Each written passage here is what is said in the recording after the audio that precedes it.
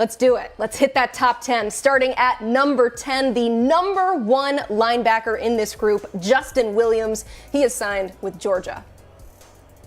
Yep, turbocharged linebacker, ready to play frame. Georgia absolutely loaded up at the second level of the defense last cycle. And as crazy as this is going to sound, I think Justin Williams is my favorite of the bunch. He's a guy that I think is going to come in right away, challenge for playing time, former running back, but the instincts are there. He flows extremely well to the football, and he offers a ton of value as a blitzer.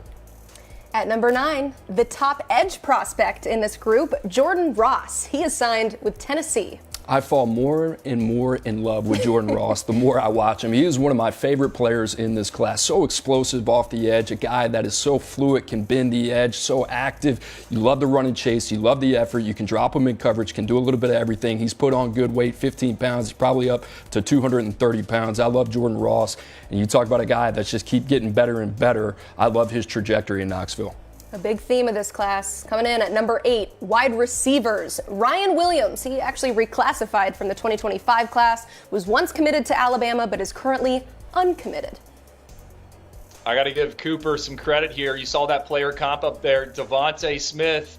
That's a big one, but I think it fits. The shoe fits after we saw Ryan Williams at the Mississippi-Alabama game and then again at the Under Armour game in Orlando. One of our top wide receivers. He's dynamic with the ball in his hands. Yes, he reclassified. He's going to miss his senior year, but he's a back-to-back Mr. Football in Alabama. This guy is the real deal. At number 7, quarterback Dylan Raiola. He is signed with Nebraska. Best pure passer in this class. I think that's pretty safe to say. 11-2 at Buford. The competition level kind of up this year, went 65% completion rate, 34 touchdowns, 1 interception. I love the way he fit in that offense. I think that's what they need to do at Nebraska in Lincoln as well. Here's the other thing, the flip side of that, 4 different programs in 4 years. He needs some continuity. I think he's going to have to sit a year as well. That's going to benefit Dylan Raiola. Love the fit with Nebraska in Matt Rule. At number 6, defensive lineman Williams Nwaneri. He is signed with Mizzou. He's got one of the longest wingspans in the class, prototypical frame, just oozing with upside. I thought he actually kind of struggled first few practices at the Under Armour game. Then he came alive during the actual contest there inside Camping World Stadium. He can run, he can bend, he can get after the quarterback. So Williams and Nwaneri might need a little bit of an adjustment period there at Missouri, but this is a guy you're going to see on your TV screens.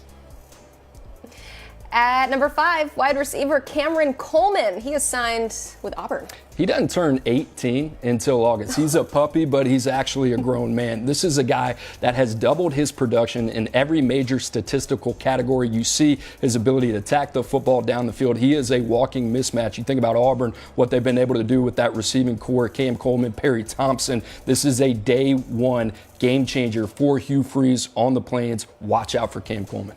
At number 4, the top defensive lineman in the class, LJ McCray. He is signed with Florida.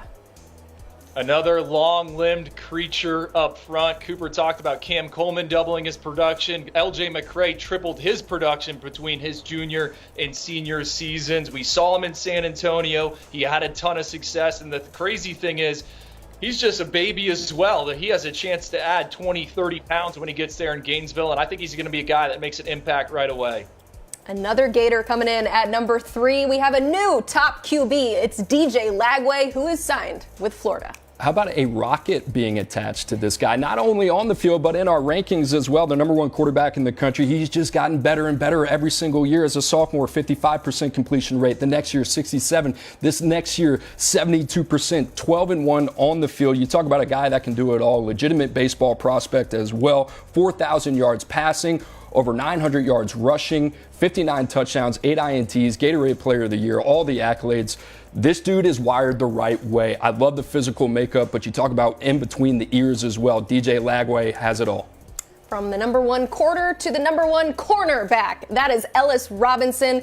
The number 2 player in the class is signed with Georgia. I'm not sure I've ever seen a better performance from a defensive back at the Under Armour All-American game than Ellis Robinson, day 3 of practices. He shut down one side of the field, had 3 interceptions. He was matched up consistently with Cam Coleman. This is how you want a new age cornerback to look. He's tall, he's fast, and he can go get the football. Ellis Robinson was excellent at IMG Academy. I think he's going to challenge for a starting cornerback role year 1 at Georgia. And you see it, the number 1 player in the class, the number 1 wide receiver. It's Jeremiah Smith. He is signed with Ohio State, and there you have it. He remains the number 1 player in the class. Andrew, you've been open about this. You had your doubts, but what ultimately helped solidify his top spot? Well, Emily, I'm going to be honest. I mean, we came into the All-Star games open to the idea of someone else finishing number 1 in the rankings. Jeremiah Smith just quickly closed the door on that. And he's a guy that did not have to participate in the All-American Bowl. I was actually eating dinner last night going through my old evaluations on Jeremiah Smith. It has been the same story now for 3 consecutive years, but he showed up in San Antonio, he put on a show, and he dominated. He scored the first touchdown in the game. This is a guy that might not go number 1 in the NFL and in the NFL draft, which is important. The NFL draft serves as the compass for our rankings, but I think if you ask Cooper, you ask the rest of the guys on our ranking staff, we feel the best about him eventually going in the top 10. He's got that huge frame. Do not think he gets enough credit for what he can do after the catch. He is extremely advanced, and there's a reason why so many schools wanted him, and that recruitment went all the way to the 11th hour. And we know how special the player Jeremiah Smith is. How about the person? He showed up, San Antonio, pro mentality, workman's mentality. You talk about what they're getting at Ohio State. This is a guy that we've compared to guys like Marvin Harrison. You think about that maturity, right, that he brings to Columbus. I expect him to be one of the best players at his position from day 1 when he steps on campus in Columbus. This guy, 210 pounds, over 6'3". He's got everything that you could possibly want at the receiver position. If you built him in a lab, they would look like Jeremiah Smith. So we love him. He is a clean player, and he is wired the right way. I love the way that he attacks his process as well. Yeah, wouldn't just look like Jeremiah Smith and play like Jeremiah Smith, but act like him too, just the way that he carries himself. Next level, congratulations to him as the top spot. Let's talk about the quarterbacks. DJ Lagway jumping Dylan Raiola to take the title of top quarterback in 2024. Both guys super impressive, though, anytime they suit up. Coop, what have you seen, though, from DJ Lagway recently? He's a winner. They won 12 games this year at Willis High School, and that's the first time that they've been that far in the playoffs in over 60 years, right? So when you talk about the quarterback position, you talk about a franchise position. Is this a guy you win with or because of? That is DJ Lagway. You think about all the physical tools, gifts that he has, the variety of ways that he can beat you. The other thing about this with DJ Lagway, he is starting to play the game and not reacting to it. So DJ Lagway now a proactive player versus a reactive player, which is what he was as a sophomore. I love everything that this guy can do. You got to find a way to get him on the field as a freshman. I think by year 2, he's going to be ready to roll. And just to follow up here, Cooper, I mean, we think he has the highest ceiling of these quarterbacks. Needs to keep improving as a passer, but his ability to create chunk plays with his legs, get it all the way down the field, that separates him from the rest of the field. NFL scouts drooled over Anthony Richardson. We've compared DJ Lagway a little bit to Anthony Richardson. We haven't really had a perfect comp, but this is a guy that if it all comes together, you're going to hear his name called early on in the NFL draft. All right, I know the focus always wants to be on the quarterback position, but looking at this 5-star class, I mean, what a year for the wide receivers. You have 7 5-stars, 8 if you include Bussy. So what is it about this group of pass catchers that is so special? I think it's just unique. You know, it's a ton of different variety in terms of skill sets, different sizes. You can throw the tight ends into the mix. I mean, if you were looking for a wide receiver, this was the year because there was a plenty to go around. I think, you know, a lot of these guys are going to be fighting for spots on that annual 24/7 Sports True Freshman All-American list. I don't envy Chris Hummer having to pick 3 of them.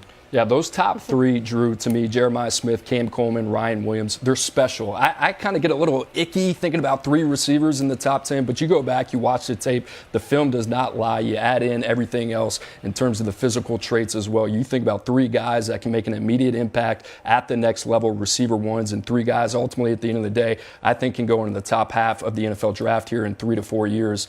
That's all three of those guys right there. So be sure to check back in the NFL draft in 3 to 4 years. You're going to see just a run on wide receivers, which we have seen in the past. Again, this is all based on the first round of the NFL draft. Thank you both. Thank you to our entire scouting team for all the hard work you put in. It's got to feel good to say goodbye to this group and just move on to 2025, right? The work just continues. But thank you both so much for your insight.